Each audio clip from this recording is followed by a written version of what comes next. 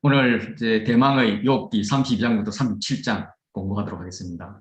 LU 이야기인데 이 LU 이야기는 참 접근하기가 어려워서 다들 어떻게 해야 될지 헤매는 부분인데 저는 저 나름대로의 해석을 시작하고자 합니다.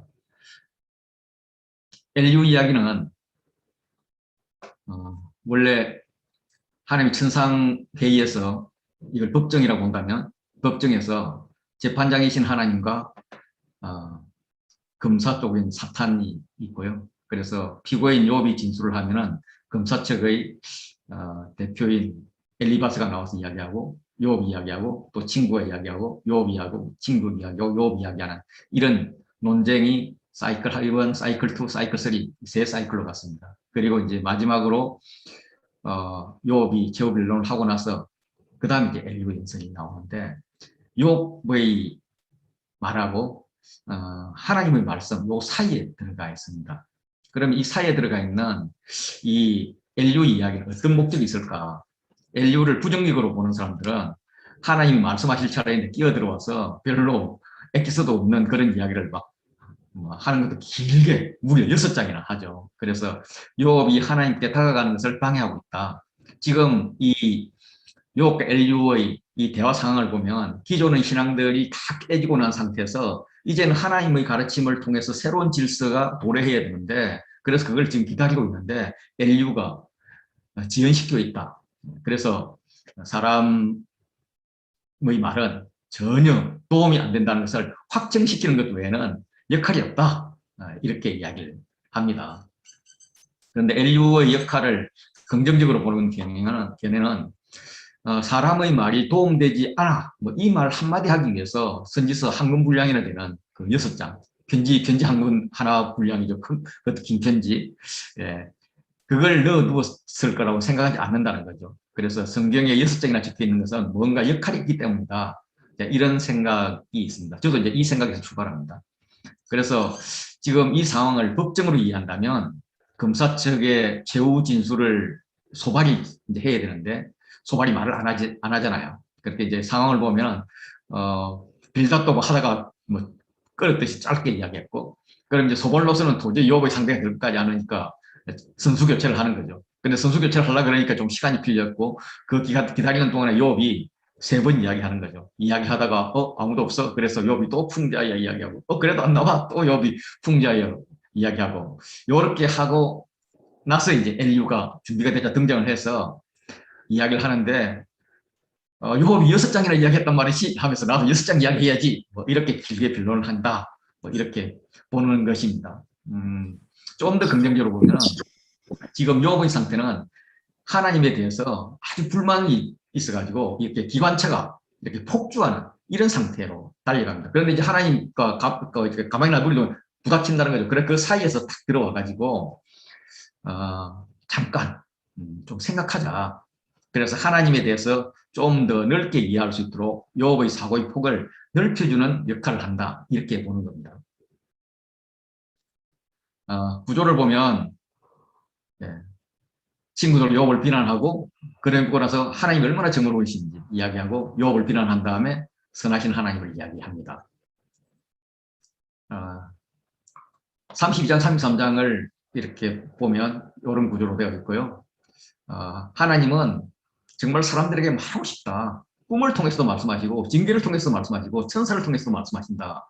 그렇기 때문에 지금 징계를 받고 있는 욥이 취해야 할 태도가 뭐냐 이걸 알아야 된다. 이런 취지의 이야기를 하고 나서 정의로우신 하나님에 대해서는 욥이 잘못했어. 그래서 하나님의 정의를 친구들에게 욥에게 이렇게 이야기를 하는 게 34장이고요. 35장에게는 욥에게 야 그대는 정말 하나님 앞에 무력한 존재 아니냐. 그런데 사람들이 교만해가지고 하나님을 찾는 자가 없는데 욥 너는 더 교만해가지고 지식 없는 말을 하는구나. 그래서 벌을 받을 거야. 지금 벌도 적은 거야. 이런 이야기가 35장이고요. 36장하고 37장 연결되어 있습니다. 엘류가 나는 온전한 지식을 가졌냐 하고 자뻑을 합니다. 자뻑을 하면서 이제 하나님의 공의와 권면과 주권과 권면 이런 게 쭉 나오다가 마지막에 뭐라냐면 스스로 지혜롭다 하는 자를 하나님은 무시한다 이렇게 이야기를 해요. 이게 엘리후가 자기가 온전한 지식을 가진다라고 이야기하면서 막 썰을 풀다가 앞에 했던 말을 잊어버린 것 같아. 그러니까 스스로 지혜롭다고 자기가 이야기해놓고 그는 자는 하나님 무시하는 거야 이렇게 이야기해요. 그래서 이제 우스갯소리인데 제가 생각하는 뒤에 이제 하나님께서 그 욥과 친구들의 말을 평가할 때 엘리후의 이야기는 아예 언급하지도 않는 게 아닌가 뭐 이런 생각이 듭니다. 자, 이런 이제 감을 가지고 32장 시작하겠습니다. 32장은 엘리후의 분노로부터 시작해서 지혜에는 나이 제한이 없다. 그리고 친구들은 참 이런 문제가 있다. 그래서 내가 대답할게 하는 것으로 구성되어 있습니다. 피고인 욥이 자신의 무죄 주장을 굽히지 않으니까 친구 세 사람이 더 이상 증거를 대지 못합니다. 금사측의 위기이죠. 그래서 금사측을 대표해서 최종 변론자로 엘리후가 등장을 합니다. 그래서 세 친구 말들 중에서 좀 먹히지 않았던 부분들은 잘못되었다고 어디 세 친구를 꾸짖으면서 먹히는 말은 보완하고 그래서 친구들이 또 제시하지 못했던 아주 쌈박한 논리를 제시할 것으로 지금 보여요. 그리고 이름도 엘리야랑 비슷한 엘리후, 히브리식 이름을 가졌어요. 엘리후는 그는 나의 하나님이시다 이런 뜻입니다. 구약에도 여러 곳에 엘리후라는 이름이 나옵니다.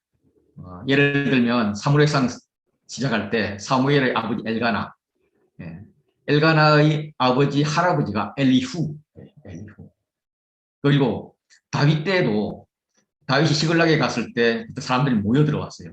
그 중에 문하세 천부장 중에 한 사람이 엘리후이고요. 다윗의 형 이름도 엘리후이고요. 그리고 보라 자손 중에서 엘리후가 또 있어요. 성경 문지기 이름에 나오죠. 이런 식으로 엘리후는 상당히 히브리적 유대적 이름이다. 그래서 뭔가 율법에 대해서 다른 쪽보다 조금 더 정통했을 가능성이 있다. 물론 아직 율법이 나올 때는 않았지만 그런 생각도 좀 하게 돼요. 그래서 좀 더 똑똑할 거란 이런 기대를 합니다. 그래서 욥과 친구들보다는 좀 더 설득력이 있는 변론을 할 것을 기대하지만 시작부터 대놓고 화부터 냅니다. 엘리후가 화를 내니 그가 욥에게 화를 내면 막 그냥 욥에게는 하나님이 자기보다 어렵다 했다고 막 화를 내고요. 새 친구에게는 막 욥을 설득하지 못하니까 정죄만 한다고 막 화를 내다가 더 이상 욥을 반박하지 못한다고 막 화를 냅니다. 이렇게 원래 이렇게 화부터 먼저 내는 것들이 좀 엑기스가 없잖아요. 그래서 처음부터 기대를 좀 못하게 합니다. 엘리후는 표면적으로 친구들을 비난하지만 대체적으로 친구들의 입장을 정리해서 표명을 합니다. 그래서 친구들의 입장을 재정리하면서 주관 논리도 하나님이 하시고자 하는 말씀을 상당 부분 반영하고 있지 않나 이렇게 생각합니다. 그래서 저는 욥이 처음부터 이렇게 실망을 주지만 그래도 이렇게 엘리후가 이렇게 실망을 주지만 엘리후의 역할이 뭔가 있을 것 같아 여기서부터 출발을 하겠습니다. 그래서 엘리후의 아마 역할은 욥의 속내가 어떤지는 모르지만 표면적인 말 자체를 보면 하나님을 오해하는 소지가 많습니다. 친구들은 더 많고요. 그래서 이거는 그들의 하나님에 대한 체험이 소위 말하는 온실체험, 그 온실체험에 의한 세계관이었고 욥 같은 경우는 울타리가 벗겨진 후에는 극도로 혼란스러운 광야였기 때문에 세계관이 제대로 정립되지 않았다 이렇게 보여지는 거죠. 서로들 다 자기가 지혜자라고 하면서 자기 입장을 자기 생각을 막 이야기하는데 좀 지나치다는 생각이에요. 사실은 지혜의 근본이신 하나님의 관점에서는 아무도 말을 하지 않기 때문입니다. 친구들은 권선징악의 굴레를 벗어나지 못하다 보니까 욥을 설득하지 못했고 욥은 하나님의 주권, 하나님의 신적 차원을 고려하지 않고 마치 하나님을 좀 힘이 강한 폭군처럼 생각하는 그런 오류를 범하고 있습니다. 쉽게 말하면 친구들은 하나님을 인과응보 수준으로 끌어내렸고 욥은 인과응보 플러스 알파 수준으로 끌어내렸다. 다시 말해서 하나님을 자기 눈높이, 자기 수준에서 이해하려고 했을 뿐이다라는 거예요. 그래서 엘리후가 화를 냅니다. 아니 하나님의 의를 배우려고 해야지 왜 너희들 의만 주장하냐. 친구들에게도 욕을 이해도 하지 못하면서 어떻게 이 프레임, 네가 가지고 있는 의 속으로 막 끌어들여 와가지고 그 프레임으로 들어오지 않으니까 막 정죄만 하냐. 정죄해도 욥이 끄떡하지 않으니까 대책을 못 찾고 뭐 말도 못하고 뭐 입만 막고 있나.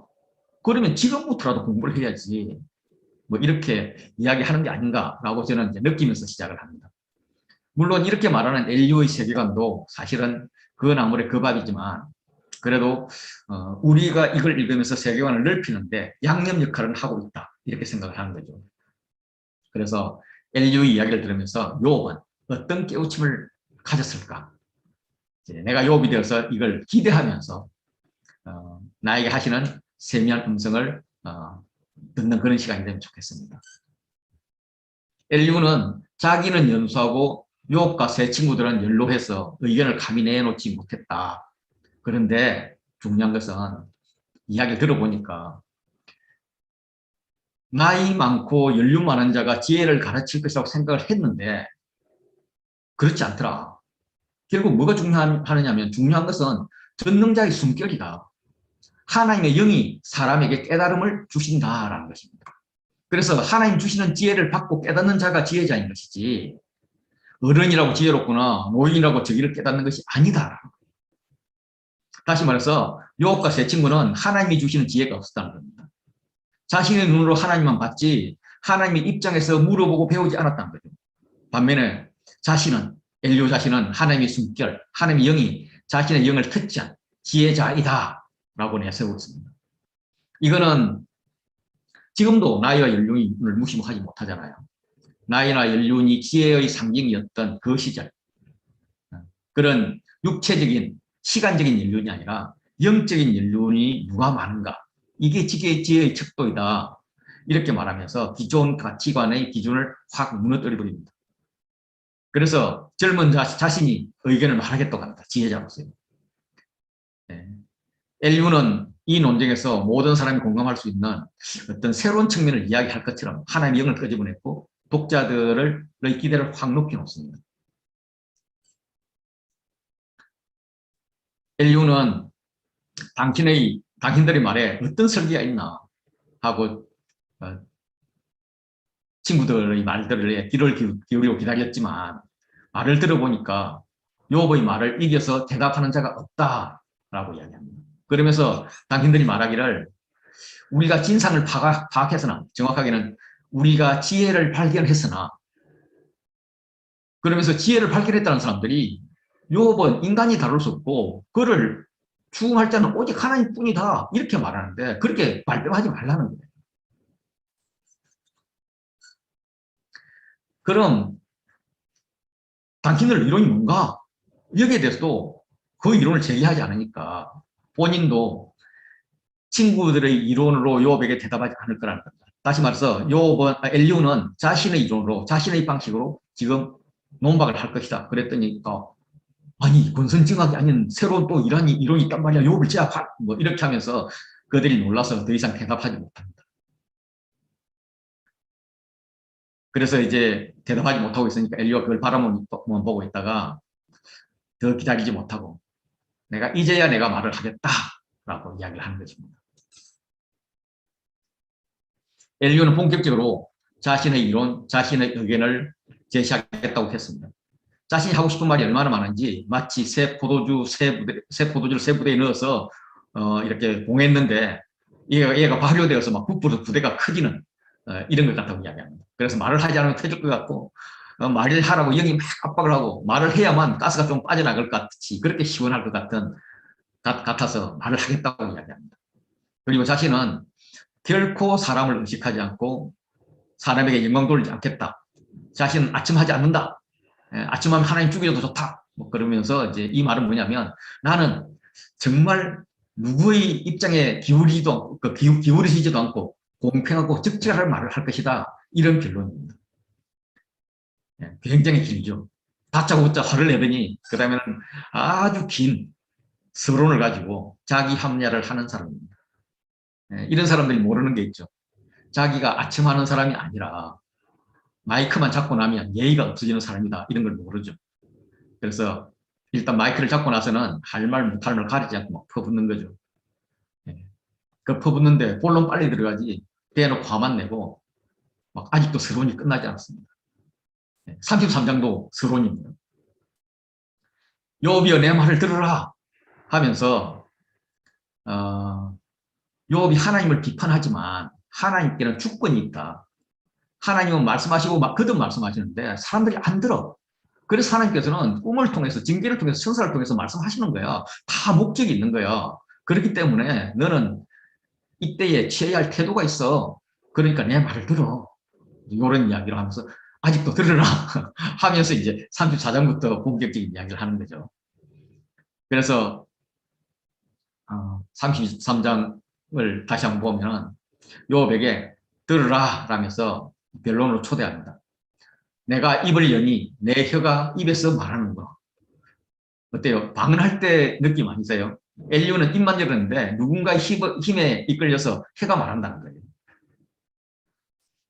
방언할 때 혀를 하나님께 맡기고 혀를 움직이는 그런 느낌이에요. 그래서 자신의 말은 자기 말이 아니라 하나님의 말씀이다. 정직하고 진실한 말이다. 이렇게 뻥을 칩니다. 32장 8절에서도 사람이 이런 거야. 영이 있는 거야. 전능자의 숨길이 있는 거야. 나이만 뜨고 지혜로운 게 아니냐. 이런 말을 했는데 이 말의 주인공이 누구냐? 나야. 이렇게 이야기를 합니다. 그러면서 욥이 반박할 수 있거든. 해보라고 합니다. 아직 자기 말도 하지 않고 반박해보라는 거죠. 그러면서 하는 말이 그대와 나는 동등하다. 나도 흙으로 지으심을 입은 사람이다. 내 위엄으로 그대를 누르지 않을 것이며 결코 자신을 강압적으로 말하지 않을 것이다. 네, 이렇게 이야기를 해요. 37절에. 이거는 윗사람이 아랫사람에게 이야기할 때에 야, 너 쫄지 말고 하고 싶은 말 다 해. 편안하게 말해. 이럴 때 하는 말이에요. 근데 지금 엘리후는 어느덧 자신이 유혹보다 높은 위치에 서 있습니다. 다른 말로는 기업장 떼고 우리 나이랑 기업장 떼고 한번 붙어봅시다. 이런 말이에요. 예. 그래서 이제 그때 자기의 무기로 하나님의 영이라는 것을 가지고 옵니다. 엘리후는 욥과 말의 태도를 비판합니다. 보면 짝이 1, 2, 3, 4, 1, 2, 3, 4 4개씩이에요. 총체적인 거죠. 그래서 자신은 깨끗하고 악인이 아니며 순전하고 불의도 없다. 이렇게 총체적으로 나는 정결하다. 나는 괜찮은 사람이야. 이렇게 이야기하면서 반면에 하나님께 대해서는 어떻게 이야기하냐면 나에게 잘못을 찾으시며 나를 자기 원수로 여기시고 내 발을 착고에 채우시고 나의 모든 길을 감시하신다. 이러면서 총체적으로 잘못한다. 이렇게 말씀하고 있는 거예요. 이거는 엘리후가 욥이 억울하다. 이렇게 단식한 말을 자기 관점으로 해석한 것입니다. 1장 1절을 가지고 우리가 객관적으로 보면 1장 1절은 이제 나레이트가 나오고 그 이후에 하나님이 하신 말씀 2번 더 나오잖아요. 온전하다. 예. 순전하다. 정직하다. 깨끗하다. 하나님을 경외한다. 예. 악인이 아니다. 악에서 떠난 자다. 불의도 없다. 이런 말들로 매치되는 걸 보면 사실 욥의 자기 평가는 그렇게 썩 나쁜 게 틀린 게 아니죠. 욥은 자신이 죄인일지는 모르지만 사람이 있기 때문에 이런 고난을 당할 만큼의 죄는 짓지 않았다. 죄가 있으면 하나님이 밝혀달라고 주장하고 있습니다. 그런데 욥은 네가 어떤 죄도 무고하다고 인간이 완전해질 수 없다. 그러면서 욥의 견해를 막 고쳐주려고 애를 쓰는 거죠. 욥은 하나님으로부터 거절감을 당했기 때문에 하나님 내가 지금까지 한 거는 내가 복을 받아야 될 건데 도리어 벌로 오니까 이게 무슨 말이에요. 그리고 다른 데도 보니까 이거 악인들이 잘 되는 게 뭐예요. 그러면서 하나님의 모순을 폭로하기로 법정에서 폭로하기로 그렇게 결심을 했는데 엘리후는 하나님과 법정 소송을 하는 자체가 건방진 거야. 교만 덩어리야 라고 이야기를 하는 거죠. 엘리후의 판단은 하나님이 의롭지 못한 것이 아니라 욥이 의롭지 못한 것입니다. 왜냐하면 하나님은 사람보다 크시기 때문이다. 다시 말해서 하나님께는 주권이 있다는 겁니다. 그런데 그 주권자 하나님께서 사람에게 대해서 일일이 대응하지 않는다고 해서 사람의 생각과 다르다고 해서 어찌 하나님과 논쟁하려고 하느냐 이런 거죠. 욥과 세 친구들이 하나님을 지나치게 자기가 알고 있는 하나님, 자기가 원하는 하나님을 가지고 이야기했다면 엘리후는 하나님이 가지고 있는 그 주권, 고유 권한을 인정하라 이런 말입니다. 사실 하나님의 주권에 대해서 욥은 하나님은 자기 마음대로야. 내 입장에 상당히 힘들어. 예측이 힘들어. 감당하기 힘들어. 이런 생각을 하는 것은 당연했습니다. 여기서 머물렀는데 그래도 하나님은 내 편이야. 모르긴 해도 나를 위해서 뭔가를 하고 있는 게 분명해. 이런 주권은 생각하지 못했다는 것을 지금 깨우쳐주는 듯합니다. 다시 엘리후의 논리로 들어가면 하나님이 그렇게 말씀 안 하실 때도 있는데 하나님은 대답하지 않는 분이 없다는 거죠. 않는 분이 아니라는 거죠. 하나님은 한 번 말씀하시고 다시 말씀하신다. 거듭 말씀하시는데 문제는 사람이 관심이 없도다. 사람이 하나님 말씀에 관심이 없다는 거죠. 예. 욥은 나 하나님께 관심 많았거든요. 이렇게 생각하다가도 이 말을 탁 듣고 이런 깨우침을 가지지 않았을까. 하나님 왜 이러세요? 말씀 한번 해보세요. 하면서 막 기도한답시고 1시간 내내 자기 말 다 하고 그리고 이제 하나님께서 좀 이야기 들어주고 이야기 좀 하려 그러면 하나님 말씀하실 차례인데 내가 시간이 없어요. 다음에 봐요 하고 자리를 일어서 버린 그런 이제 우리가 이렇게 늘상 이렇게 조소하는 그런 기도를 하지 않았을까. 아니면 기도의 자리에 앉아 있었지만은 하나님 음성을 듣고도 했지만 내 입맛에 맞는 답변을 기다렸기 때문에 정작 하나님 하시는 말씀은 듣지 못했던 게 아닌가. 이런 자신을 좀 깨우치는 시간이 아닌가. 이런 시간을 가졌다면 가질 수 있는 그런 계기라고 저는 생각을 합니다. 하나님 주권이라는 것은 참 어린 애와 엄마의 관계잖아요.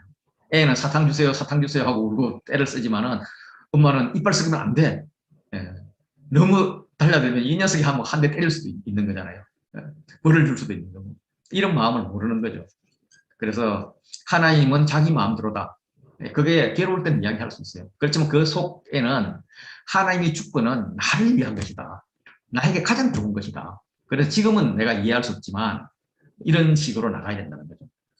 그러면서 하나님께서는 말씀하고 또 말씀하실 뿐만 아니라 침상에서 졸며 깊이 잠들 때나 꿈에나 환상을 볼 때 이때 또 말씀을 하신다는 거죠. 욥기의 주요 등장 인물 중에서 빌닷을 제외한 엘리바스나 욥과 소발 그리고 지금 엘리후까지 환상 꿈 이야기를 다 합니다. 다시 말해서 하나님은 이렇게 목소리만 이야기하는 분이 아니라 다양한 방식으로 말씀하신다라고 다들 말을 했지만 정작 하나님의 세미한 음성에는 귀를 기울이지 않았다. 이런 것들이 이제 좀 보여요. 하나님이 말씀하시는 것은 목적이 있습니다. 사람의 귀를 여시고 경고로 두렵게 하시는데 그 목적은 악인에게 그의 행실을 버리게 하려 하고 그의 교만을 막으려 하는 거고 혼을 구덩이에 빠지지 않게 하고 생명의 칼에 맞아 멸망하지 않게 하는 거다라는 거죠. 그래서 꿈을 통해서도 말씀을 하시거나 두려움을 준다는 것은 다 아는 내용이지만 이렇게 엘리후가 하나님의 목적을 정리해 주니까 내가 그동안 욥의 입장에서 내가 그동안 꾸었던 꿈도 특별한 계시라기보다는 계속 소통하고 싶은 그런 하나님의 마음이었구나. 이런 식으로 느끼기 시작했을 거라고 저는 봅니다. 엘리후가 다음 단계로 이야기합니다. 말을 해도 못 알아들으면 알아듣지 못하면 병이나 육체의 고통으로 또 하나님께서 신호를 보내면서 말을 건다는 거죠. 소통의 방법이라는 거죠.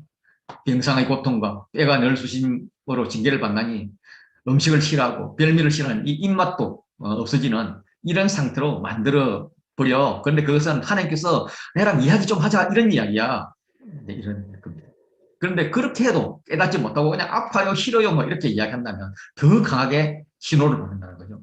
살은 파리하여 보이지 않냐고, 보이지 않던 뼈가 드러나고, 마음은 구덩이에, 생명은 멸하는 자에 가까워진다. 거의 죽을 때까지 팬다는 거죠. 엘리후는 지금 욥에게 야, 너가 지금 그런 상황을 겪고 있어. 지금이라도 하나님의 음성을 들어 이렇게 욥이 받아들였을 것 같습니다.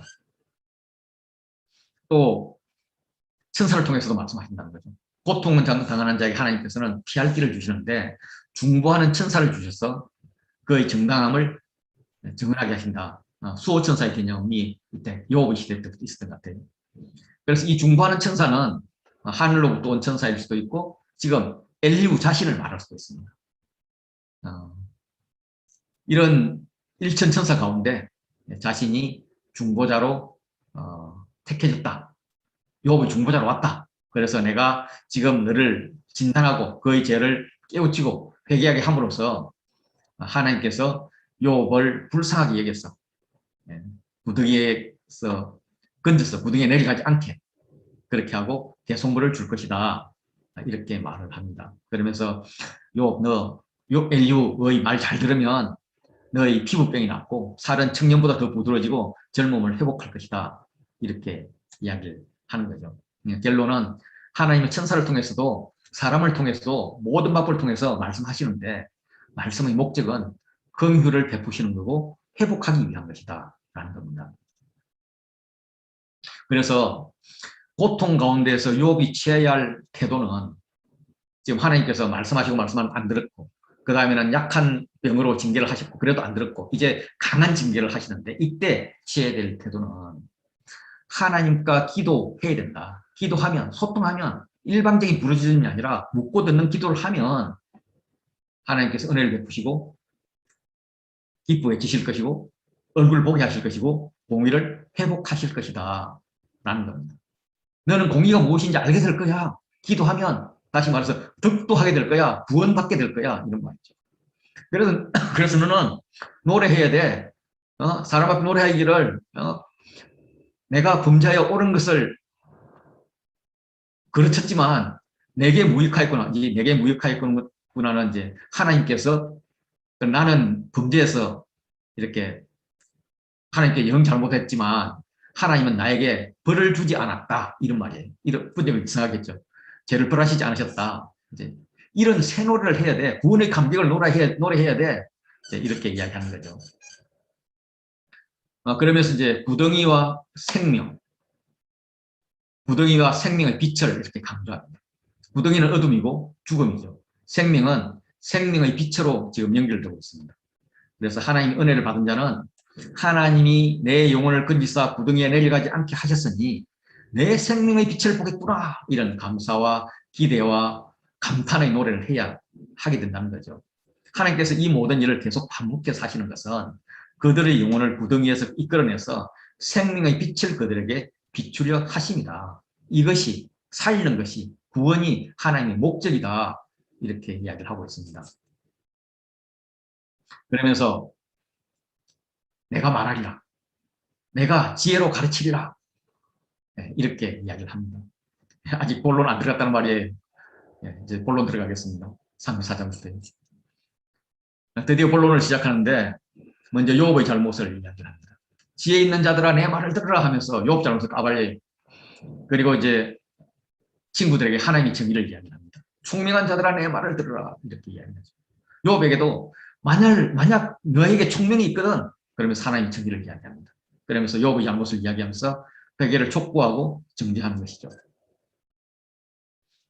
엘리후는 그동안 심하게 세 친구들을 비판했었습니다.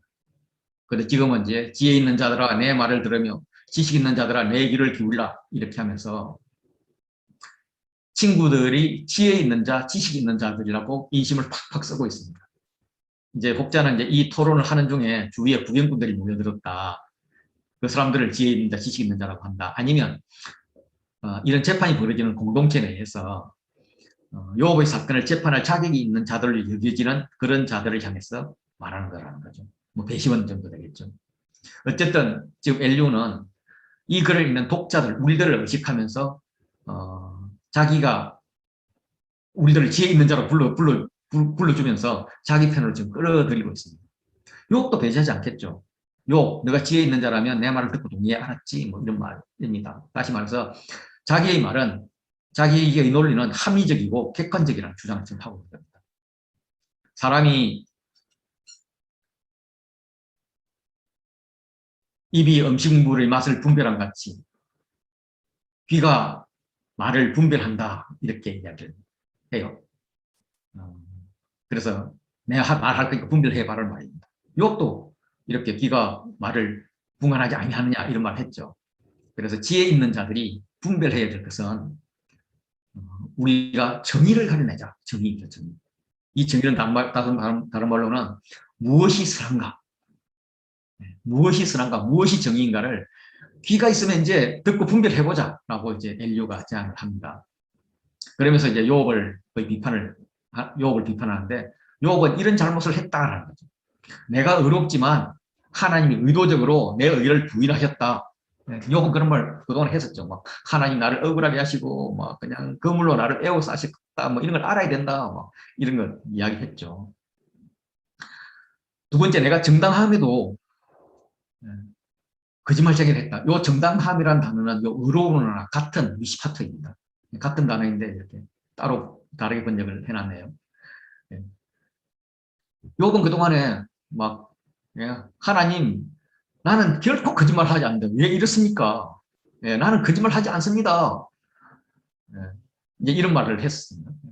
자기를 거짓말자리로 몰아붙인다. 세 번째는 나는 허물이 없으나 화살로 상처를 입었노라. 화살 이야기는 초반에 많이 나왔잖아요. 막 그냥 사방에서 화살이 날아와서 그냥 막 내 콩팥을 깨뚫고 막 썰기가 창에 떨어지고 뭐 이런 이야기들 뭐 줄줄이 나왔었잖아요. 이렇게 이제 이야기를 하는데 이걸 엘리야가 들어보면 어떤 평가가 되느냐면 욥이 비방하기를 물 마시듯이 한다. 악한 일을 하는 자들과 한패가 되었다. 악인들과 함께 다닌다. 악인의 길을 걷고 있다. 사람이 하나님을 기뻐하나 무익하다. 이런 말을 한다. 다시 말해서 사람이 하나님을 기쁘게 해드린다 해도 나한테 덕되는 거 없다. 이런 이야기를 한다는 거죠. 이 같은 악인은 세상에 없다는 겁니다. 악인은 욥은 이 세상에 악인 중에 악인이라고 이렇게 평가를 해버립니다.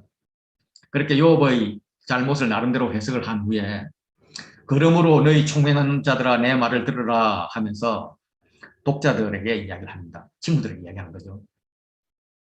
하나님은 악을 행하시지 않고 불의를 행하지 않는다 하는 것을 A에 놓고 또 A 다시 한 번 더 똑같은 말을 합니다. 하나님 공의의 하나님이라는 거예요.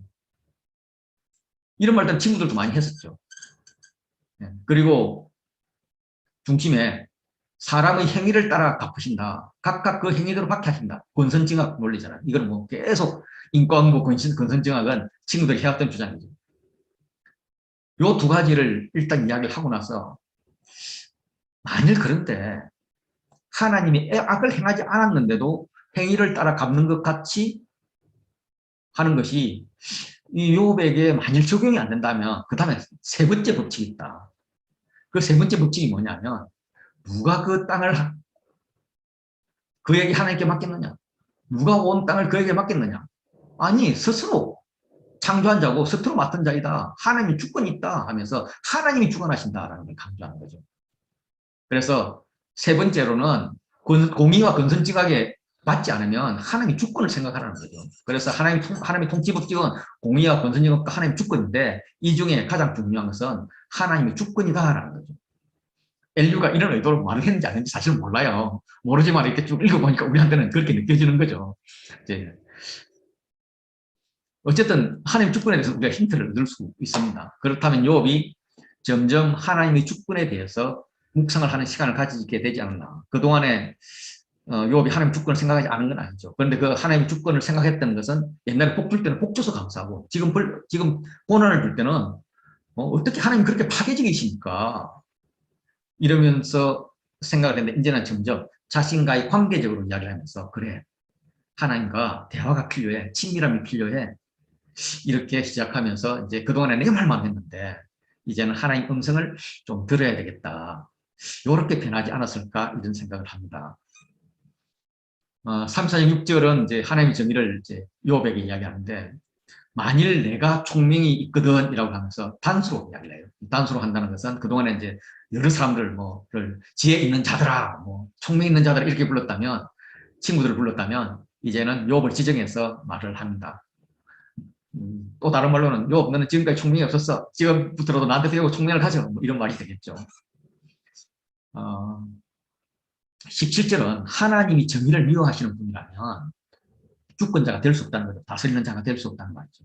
그러니까 주권자이신 어렵고 전능하신 일을 사람이 정죄할 수 없다는 것입니다. 그는 사람과 전혀 다른 존재라는 거예요. 사람을 손으로 지으신 분이라는 겁니다. 그러면서 그는 이러하고 그들은 이러하다 하면서 하나님 악인 하나님 악인 하나님 악인 이런 식으로 한 번씩 사람과 하나님을 이렇게 비교하여 해서 설명을 합니다. 하나님이 대단한 거죠. 왕도 지도자도 고관도 다 부자도 다 무용지물이다 약하다 이렇게 한다는 거죠. 그들은 그럼 할 말이 있느냐? 아니 하나님께서 지으신 바기 때문에 죽음도 한순간에 간다는 겁니다. 하나님은 창조자이자 심판자이라는 거죠. 그래서 그는 우리를 아주 잘 알고 있기 때문에 심판을 하는데 오래 걸리지도 않는다는 겁니다. 그런데 이제 그들을 악할 때는 치시는데 그들은 하나님을 떠났기 때문에 하나님을 깨달아 알지 못한다는 거죠. 그래서 막 가난한 자를 괴롭히고 그런 사람들의 부르짖음이 하나님께 들리게 한다는 거죠. 주께서 그때에도 침묵하실 때가 있다는 겁니다. 필요한데 하나님은 얼굴을 가려서 만나주지 않는다는 거예요. 그렇지만은 이런 상황들은 하나님 나름대로의 목적이 있다는 겁니다. 특별히 보편적인 목적은 경건하지 못한 자가 권세를 잡아서 백성을 올가매지 못하게 하는 것이 보편적인 법칙이라는 겁니다. 그런데 욥 그대는 하나님께 징계를 당했고 하나님 너를 만나주지 않는데도 왜 회개하지 않는 거야? 왜 하나님께 배우려 하지 않는 거야? 내가 죄를 지어서오니 다시는 범죄하지 아니하겠나이다. 너희 무죄를 주장하는 거 오케이 내가 봐줄게. 내가 악을 행하였으나 다시는 아니하겠나이다. 이런 거 회개해야 되는데 너 회개도 사실 안 하니까 그래도 내가 이거 봐줄게. 그렇지만 정작 본질적이고 중요한 것은 ABA 구조에서 내가 깨닫지 못하는 것을 내게 가르치소서 하는 하나님의 가르침을 듣는 자세라는 거예요. 욥 너는 나를 깨우쳐 주십시오. 내가 배우겠습니다. 하는 이런 자세로 살지 않았다는 겁니다. 물론 욥은 하나님이 답변을 듣고자 했겠죠. 그런데 답변이 사람 말처럼 말씀을 하실 것을 기대했을 것이고 또 욥 자신을 설득할 수 있는 말씀이어야 됐을 것이고 정답 가지고 확인하고자 했다는 것일 겁니다. 그런 것은 듣는 자, 성도의 태도가 아니라는 거예요. 앞에도 언급했지만 하나님은 다양한 통로를 통해서 심지어는 고통과 고난을 통해서 환상이나 꿈을 통해서 새 친구같이 소금 뿌리는 그런 자들을 통해서 지금도 엘리야를 통해서 이렇게 말씀하신다는 겁니다. 여기에 욥은 그 말 자체가 하나님 말씀은 아니지만은 하나님 말씀으로 확 다가오는 무언가가 있지 않았나 이런 생각을 합니다. 주여 학자의 길을 주십시오. 그 학자의 길은 이사야서에 나와요. 메시아에게 나오는 건데 하나님께서 깨우치시되 나의 길을 깨우쳐서 내가 좀 알아듣게 해주십시오 했는데 그렇게 알아듣게 해주셨다는 거예요. 그렇게 해주셨기 때문에 내가 하나님을 거역하지도 않고 너 그 땅에 가서 죽어. 하나님이지만 백성을 위해서 죽어. 그래도 내가 거역하지 않고 뒤로 물러가지 않았고 심지어 사람들이 나를 때리는데 내가 그에게 등을 맡겼고 수임을 뽑는데 뺨을 맡겼고 침을 뱉어도 내가 얼굴을 가리지 않았습니다. 그렇게 했을 수 있었던 이유는 나에게 듣는 귀, 진리를 알고 있었기 때문에 의연할 수 있었습니다. 이런 거죠. 그래서 요한계시록 뭐 성경 결론이나 마찬가지인데 그쪽에 가면은 귀 있는 자들은 성령이 교회들을 하시는 말씀을 들으라. 제발 성령의 말씀을 들을 수 있는 그런 깨달음의 길을 가져라. 라고 7번이나 이야기를 하죠. 그렇게 7번 이야기를 하면서 이걸 들으면 너에게 주실 선물과 약속이 엄청 많아. 이런 말씀을 하십니다. 욥이 이렇게 듣는 귀에 대해서 깨달음에 대해서 생각을 했던 것 같아요. 33절은 하나님께서 그대가 거절한다고 하여 그대의 뜻대로 속전을 치르겠느냐, 뭐 말이 좀 어려운데 욥이 원하는 대로 하나님께서 자신의 뜻을 바꾸지 않을 것이라는 겁니다. 욥이 회개하지 않으면 하나님인데 하나님이 욥의 뜻대로 죗값을 대신 치러줄 리는 없다는 겁니다. 다른 번역들 보시면 되고요.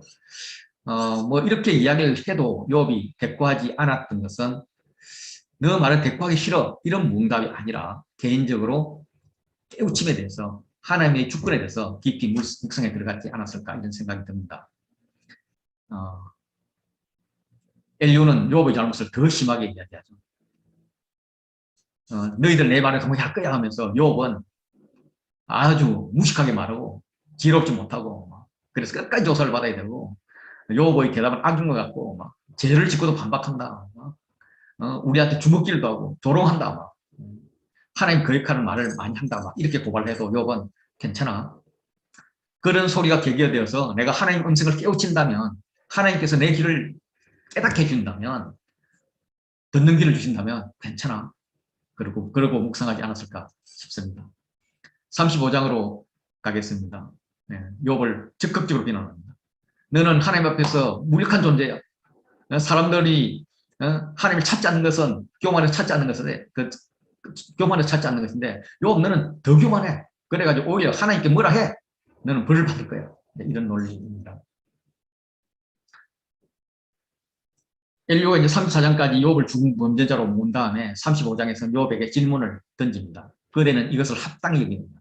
그대의 의가 하나님께로 왔다는 말입니다. 이렇게 던진 다음에 욥이 의롭게 살았다 할지라도 내게 무슨 소용이 있으며 내게 무슨 유익이 있겠느냐 이렇게 묻는데 어처구니가 없다는 거예요. 그래서 거기에 대해서 친구들에게도 또 당신에게 대답해 줄게 이렇게 이야기합니다. 일단 당신이 마치 최고인 것 같이 그렇게 하나님이고 이렇게 맞짱 뜰 수 있을 것 같이 그렇게 이야기하는데 하늘을 한번 봐라. 하늘을 한번 보면 당신보다 높이 뜬 구름이 있고 그 구름이 하늘이 있고 하나님 계신 곳은 하늘 위에 하늘 위에 하늘인데 보이지도 않는다. 당신은 당신이 생각하는 만큼 대단한 사람이 아니다. 당신은 당신의 의로움을 몰라준다고 푸념하고 있는데 거꾸로 당신이 죄를 지은들 하나님께 무슨 영향이 있겠냐. 한번 생각해보라. 무슨 상관이 있겠냐. 설사 당신이 의롭게 한들 그 의로움으로 하나님께서 뭘 득보겠냐. 하나님께서 뭘 드리겠으면 하나님께서 뭘 받으시겠냐. 이렇게 욥의 무력함을 이야기합니다. 그런데 욥의 죄와 의를 제3자 입장에서 판단해보면 이렇다는 거죠. 그대의 악은 그대와 같은 사람에게나 있는 것. 너는 특별히 악한 놈이야. 그런데 그대의 고민은 어떤 인생에게도 있는 거야. 당신이 의로운 이야기하는 거는 동네 사람들 다 하는 거야. 그 의도 아니야. 이러면서 욥을 완전히 평가절하하면서 길을 팍팍 죽여버립니다. 사람은 학대당하면 부르짖고 소리칩니다. 지금 욥이 그렇게 소리칩니다. 친구들이 학대한다고 부르짖고 하나님 힘을 누르셨다고 부르짖고 소리치는데 정작 그를 도우실 수 있는 하나님을 찾지 않는다는 거죠. 어디 계시냐고 말하는 자가 없구나. 어디 계시냐고 말하는 이도 없구나. 이러면서 계속 어디 계시냐 하는 걸 4번 이야기하고 없다 하는 것을 2번 이야기하면서 강조하고 있습니다. 하나님은 어떤 분이냐? 창조주입니다. 밤에 노래를 주시는 자입니다. 다시 말해서 죽음에서 구원을 시킴으로써 구원의 노래, 새 노래를 부르게 하시는 분이라는 거죠. 동물들도 하나님의 성품을 잘 알고 있습니다. 욥도 그런 말들 했죠. 야, 니네들 그런 동물들을 물어봐. 응? 동물들도 알 거야. 공중의 새도 가르쳐 줄 거야. 이렇게 말을 했던 적이 있습니다. 그 동물들보다 하나님은 우리를 더 가르치는 분이야. 하늘의 새보다 그들이 아는 것보다 우리가 더 많이 알고 있어. 특별히 인간에게 하나님은 최고의 선생님이야. 그러면 사람이 동물보다 더 지혜로워야 되고 그 지혜로운 사람은 또 더 우리의 최고의 선생님인 하나님을 찾아야 되는데 하나님은 직접 간접적으로 계속 알려주는데 왜 찾지 않는 거야? 물론 찾는데 부르짖지만 대답하는 자가 없는 이유는 욥 너가 부르짖지만 하나님이 응답하지 않는 이유는 악인들의 교만한 죄성 때문이다. 헛된 것을 요구하기 때문이다. 요구만 하지 말고 들어보라는 겁니다. 사람들이 그런데 인류의 교만은 악인들보다 더 교만하다는 거죠. 하나님을 제대로 알지도 못하고 하나님을 찾지도 않고 하는 말이 하나님은 배울 수 없고 이런 말들을 여러 번 해왔다는 겁니다. 이를 판단하시면 그 앞에 있으니 공평한 재판을 해주셔야 된다. 이러면서 재판을 요구하고 있다는 겁니다. 나는 그를 기다릴 뿐이라 하나님을 소망하지만 희망이 없는데 희망을 주신 하나님을 기다리고 있다. 이렇게 교만한 욥에게 하나님이 나타나실 리가 없다는 거예요. 욥이 이렇게 지식 없는 말을 많이 하고 있는 것은 아직 쓴맛을 다 보지 않았기 때문이라고 합니다. 그래서 하나님께서는 악행을 끝까지 살피시고 그러고 나면 진짜 심판을 하실 것인데 그 전에 회개하라 하는 것이 엘리후의 주장이었습니다. 뭔가 해낼 것 같이 시작했던 엘리후의 주장도 결국 새 친구들과 거의 비슷합니다. 그러나 욥에게는 다르게 들려왔을 거라는 거죠. 나는 하나님을 찾았는가. 하나님 주시는 그 구원의 감격의 노래를 불렀는가. 하나님의 가르치심에 민감했는가. 나는 하나님 주신 지혜의 말을 하고 있습니다.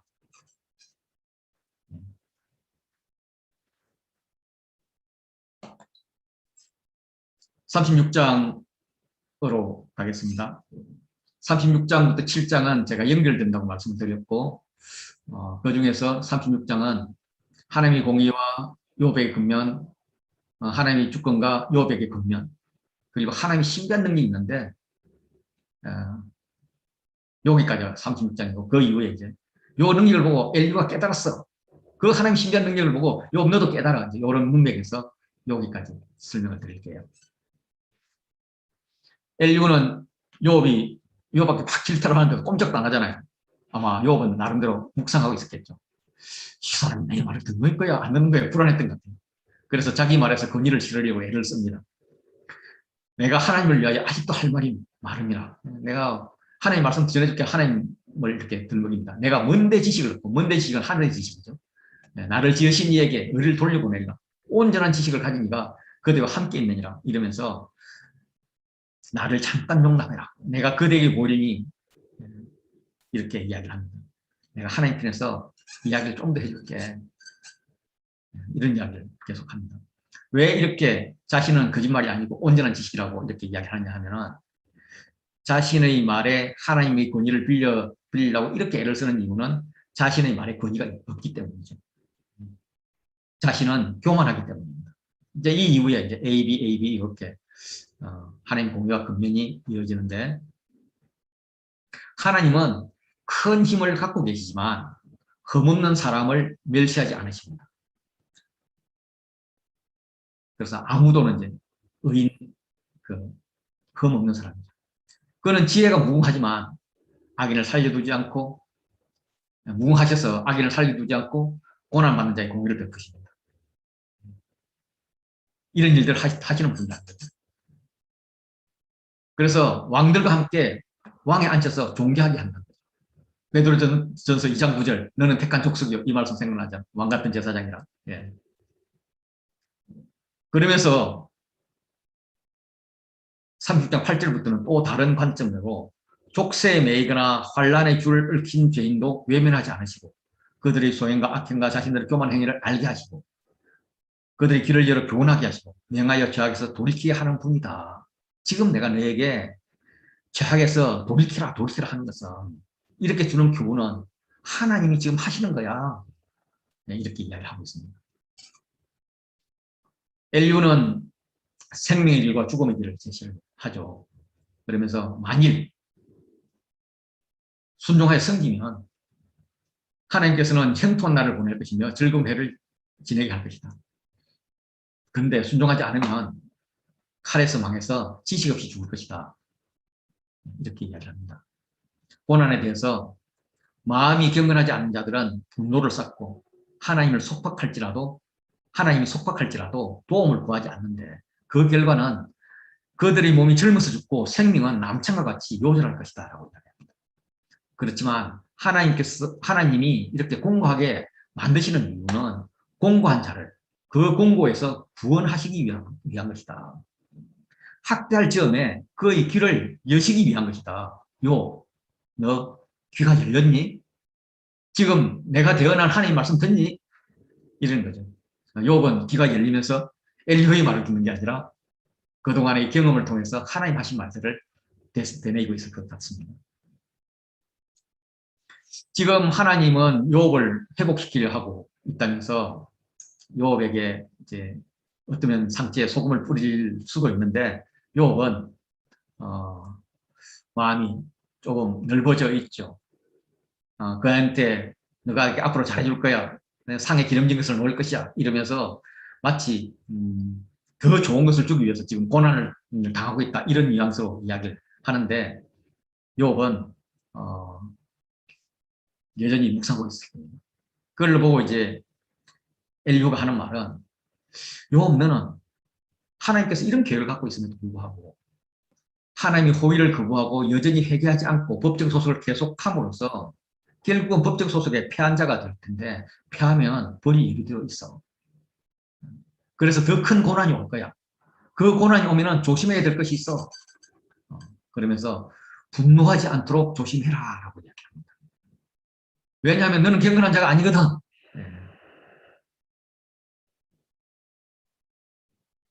그 다음에 뇌물을 바쳐서 용서받을 생각을 해서는 안 된다라고 이야기해요. 사실 욥이 지금 뇌물 바칠 돈 없거든요. 그래서 이런 말을 합니다. 그렇다고 징계를 피해서 숨을 곳이 있는 것처럼 밤을 사모하지 말라. 밤을 기다려서도 안 된다는 겁니다.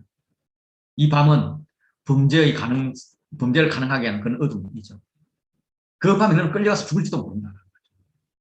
그리고 더 이상 악인의 길로 가서는 안 된다. 악으로 치우치지 말라라고 이야기하는 거죠. 지금 받는 고통이 악 때문이다. 라는 겁니다. 공동번역을 보면 부디 나쁜 일에 마음 쏟지 마십시오. 당신이 지금 겪는 시련이 바로 그 때문이 아니요. 이렇게 이야기를 합니다. 다시 하나님에 대해서 말합니다. 하나님은 높이 계신 분입니다. 사람이 접근할 수 있는 분이 아니에요. 그래서 누가 하면서 3번 수사적 질문합니다. 누가 그같이 교훈을 베풀었겠느냐? 누가 그를 위하여 그의 길을 정하였느냐? 누가 주께서 불의를 행하셨습니다. 이런 말을 할 수 있느냐? 아무도 없다는 겁니다. 하나님이 최고의 선생님이라는 거예요. 하나님의 능력과 지혜뿐만 아니라 하나님의 주권을 인정하라. 이거는 이사야서에 아주 잘 표현되어 있죠. 누가 손바닥으로 바닷물을 헤아리겠느냐? 뺨으로 하늘을 제꼈으며 땅의 티끌을 내가 담아보았겠으며 접시저울로 산들을 막대저울로 언들을 달아보았겠느냐? 그래서 누가 그를 가르쳤느냐? 누가 통달의 도를 보여주었느냐? 아니다. 하나님 자신이라고. 이렇게 하나님의 주권, 하나님이 최고의 선생님이라는 것을 인정을 한다면 너는 회개가 뒤따라야 될 게 아니냐.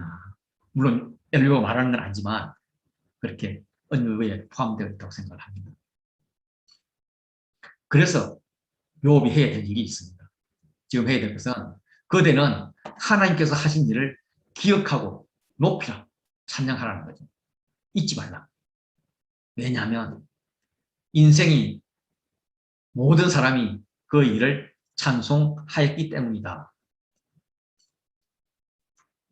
그동안 하나님의 능력을 인간의 다스림의 염두를 두고 표현을 했다면 이제는 신기한 능력을 가지고 욥에게 깨달으라고 강조를 합니다. 그래서 이 이야기는 이제 ABAB가 끝나고 나면 38장으로 넘어갈 텐데 38장에서 하시는 하나님의 질문 앞에 서기 위한 기초작업이라고 생각이 들어요. 어쨌든 하나님의 일은 너무도 신비해서 모든 사람이 우리를 본다는 거예요. 하나님이 높으시니 먼 데서도 볼 수 있지만 본다고 우리가 알 수도 없고 헤아릴 수도 없다는 겁니다. 물방울을 가늘게 해서 빗방울로 만듭니다. 이거는 비가 떨어질 때 모습을 물방울이라고 표현한 거죠. 가늘게 만들었다는 거죠. 이걸 거꾸로 증발시켜서 하늘로 끌어올려서 안개가 되게 한다는 겁니다. 그것을 구름으로 쌓아줍니다. 구름은 땅으로 치면은 지하수 같은 물의 저장 창고로 이렇게 인식을 하고 있는 거죠. 그리고 필요할 때 비가 되어서 쏟아지게 한다. 이런 이 비 내리는 모습을 아주 과학적이지 않지만 아주 재미있게 표현을 하고 있습니다.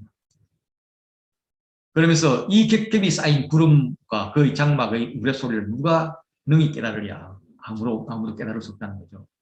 번개를 치면은 그 번개가 사면에 비춰지고 바다 위까지 비추어진다고 합니다. 이것들로 만민을 심판하는 거죠.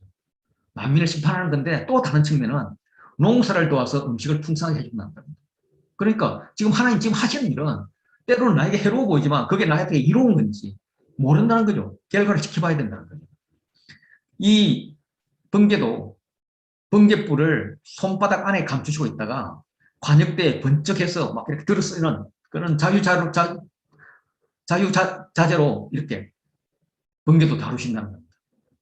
이어서 우레소리가 막 나면은 폭풍 올 것을 알려준다는 거죠. 현상은 우리 알지만 어떻게 이런 일이 일어나는지 우리는 모르고 그냥 신기할 뿐이 아니냐. 그리고 이제 37장으로 넘어가도록 하겠습니다. 36장 25절 이후에는 우주 만물을 다스림을 강조하면서 이제 ABAB 구조로 되어 있었죠. 하나님의 신비한 능력, 거기에 대해서 이제 번개, 비, 천둥 이런 거였잖아요. 거기에서 이제 인류의 깨달음이 있습니다. 하나님 음성을 깨달았던 거고요. 또 하나님 신비한 능력이 문과 비부름 이야기인데 거기에 대해서 요업에게 깨달아라.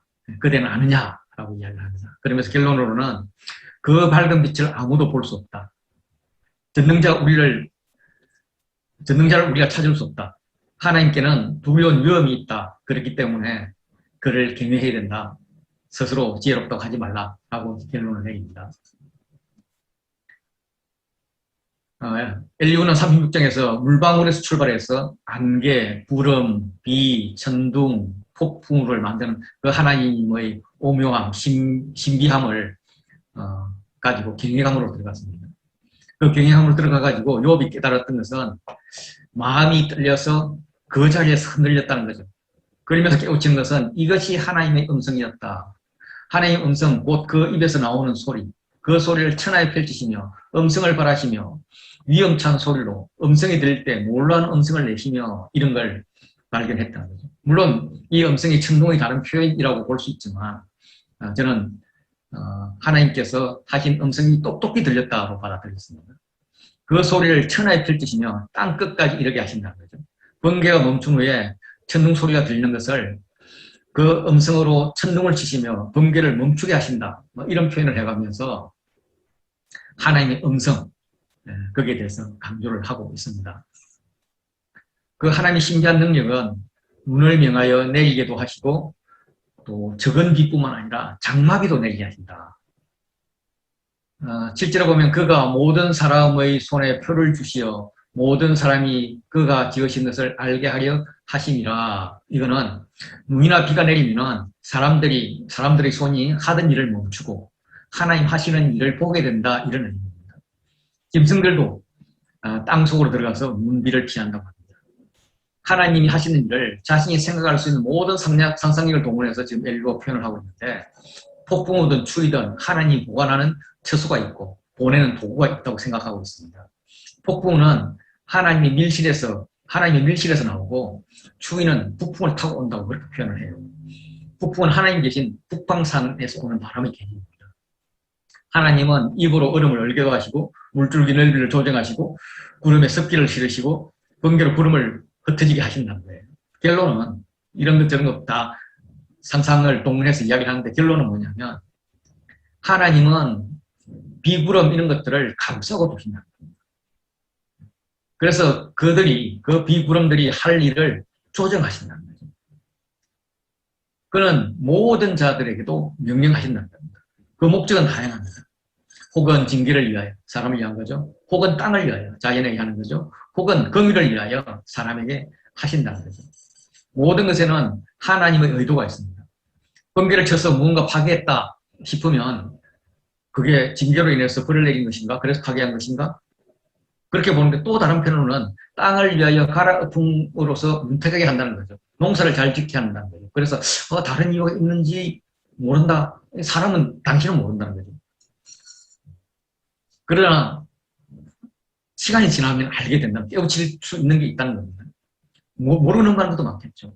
이렇게 하나님은 의도를 가지고 다스린다는 거죠. 우리의 인생도 하나님은 의도를 가지고 다스림이 분명한데 우리가 그 하나님의 능력, 하나님의 의도를 다 헤아릴 수가 없다는 겁니다.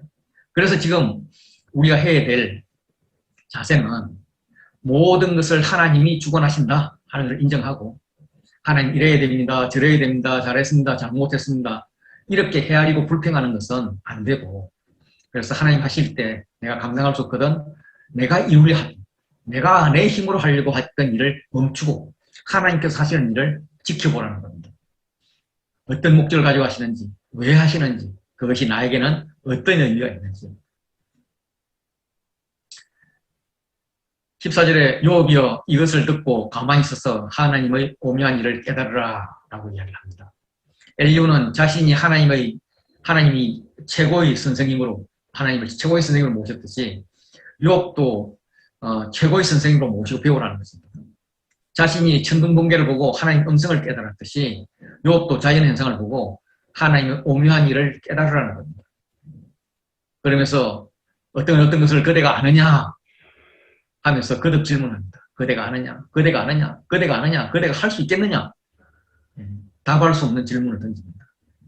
세 번역으로 보면 굉장히 많은 질문을 합니다. 하나님이 어떻게 명하는지, 구름 속에서 어떻게 번개불에 번쩍이 하는지를 아십니까? 이렇게 이야기합니다. 당신이 하나님을 도와서 하늘을 펼 수 있습니까? 하늘의 번쩍번쩍이는 녹불처럼 만들 수 있습니까? 이렇게 질문을 해야 됩니다. 너는 하나님 하시는 일을 모른다는 거예요. 너는 하나님 하시는 일을 할 수도 없다는 겁니다. 그만큼 하나님은 참 신비하시다. 신비한 일을 하신다. 이거는 너만 모르는 게 아니라 엘리후를 포함한 우리도 모른다는 거예요. 그러니까 너가 안다고 말하지 말라. 안다면 한번 가르쳐봐라. 내가 모른다고 증명해 줄게.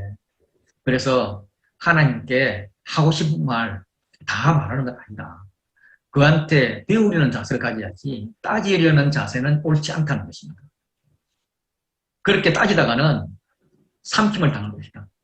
삼킴을 당할 자는 어디 있겠냐. 사람이라고는 없는데 왜 너는 사람도 아니냐. 이런 말입니다.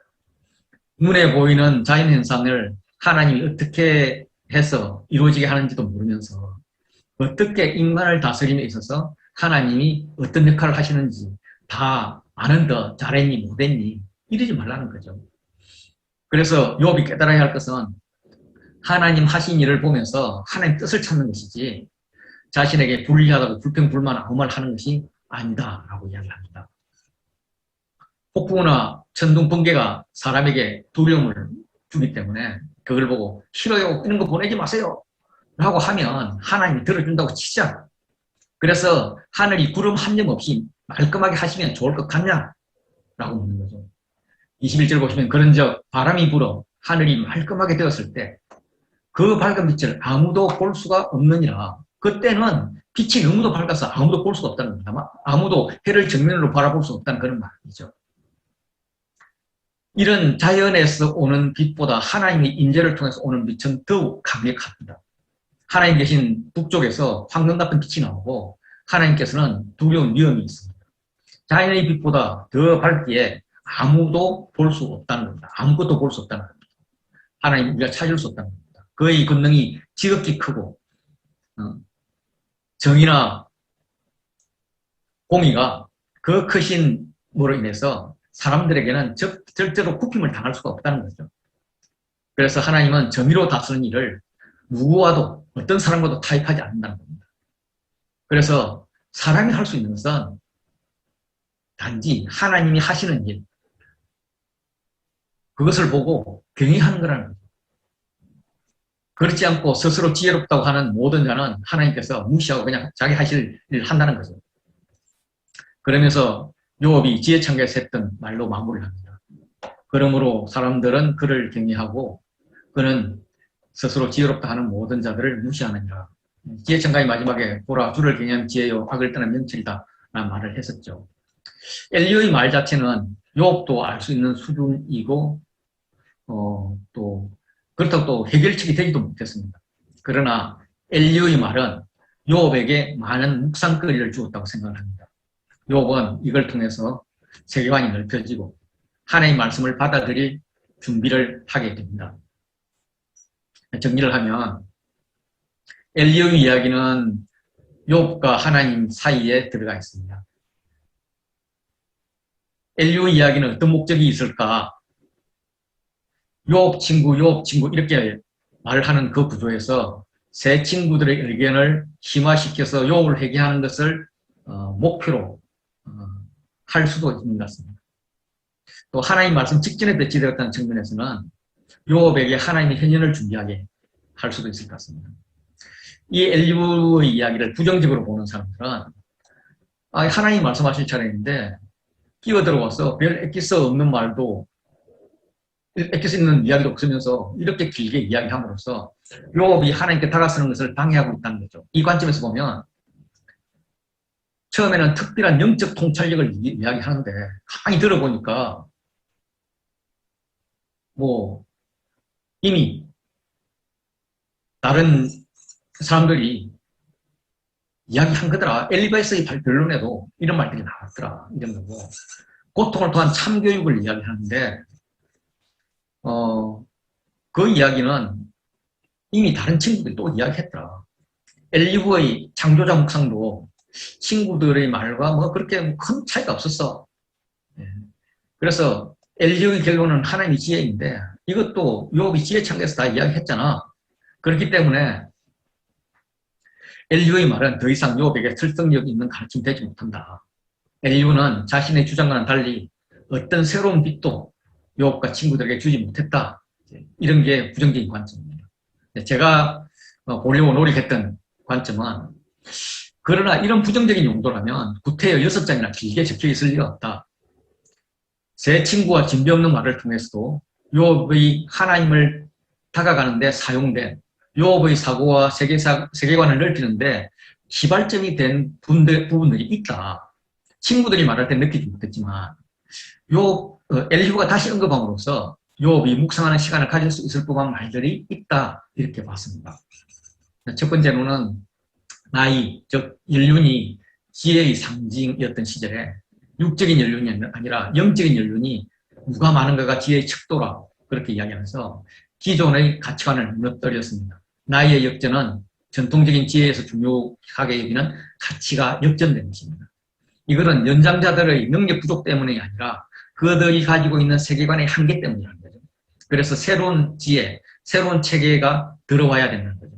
그래서 엘리후는 하나님의 영, 하나님의 음성을 강조했습니다. 이것이 사람에게 있는 지혜의 영이 되어야 된다는 것입니다.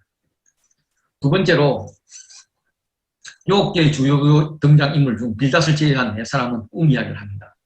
꿈을 통해서도 말씀하시거나 두림을 준다는 것은 다 알고 있는 내용이죠. 그런데 엘리후가 이렇게 정리해 주니까 꿈을 통해서 특별한 계시보다 소통하고 싶은 하나님의 음성이 중요하다 이런 것을 느끼는 것 같습니다. 욥은 점점 하나님의 주권에 대한 묵상의 시간을 갖게 되었다고 생각을 합니다. 그동안 하나님의 주권을 자신과 관련해서 파괴적인 하나님으로만 생각했다면 점점 자신과 관계하고 싶어하는 관계적인 하나님으로 생각하기 시작했습니다. 하나님의 통치법칙에 의하면 공의, 권선징악, 그리고 하나님의 주권인데 가장 중요한 것은 하나님의 주권이라는 거죠. 그리고 네 번째로는 고난에 대한 열린 자세입니다. 제 친구들은 고난은 너가 죄를 지었다는 증거 아니야? 그러니까 하나님께 배워 뭐 이 정도로 이야기했다면 엘리후는 하나님은 대화하고 싶은 분이야. 그래서 말씀하고 거듭 말씀하셔. 그렇게 말을 해도 못 알아들으면 병이나 육체의 고통으로 신호를 보내기도 하는데 그래도 반응이 없으면 좀 더 세게 보내는 거야. 이게 소통의 방법이야. 꼭 징계가 아닐 수가 있어. 그게 징계가 아닌 증거는 뭐냐 하면 고통을 당하는 자들에게 하나님은 또 피할 길을 주신다는 거야. 중보하는 천사를 주셔서 그의 정당함을 정언하게 하셔. 이러면서 고난에 대한 좀 더 열린 자세를 가지고 있습니다. 그리고 이제 듣는 자세를 강조하죠. 하나님께 불만을 터뜨리고 자기 무죄를 주장하는 것, 오케이. 회개하는 것, 회개 안 하지만 회개하라.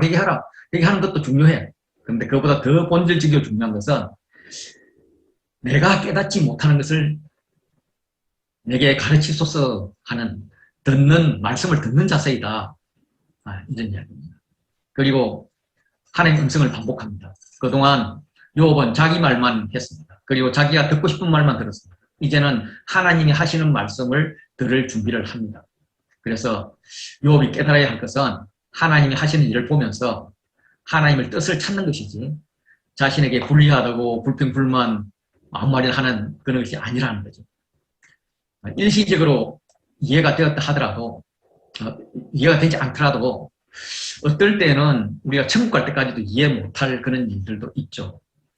그래도 궁극적으로 하나님이 세상의 의로운 통치자임을 믿어야 한다는 것입니다. 하나님이 침묵하신다고 일을 안 하시는 것은 아니라는 거죠. 침묵을 통해서 일하시는 하나님을 받아들이고 신뢰함으로 나가는 자세가 필요하다 하는 것이 제가 본 엘리후의 결론입니다.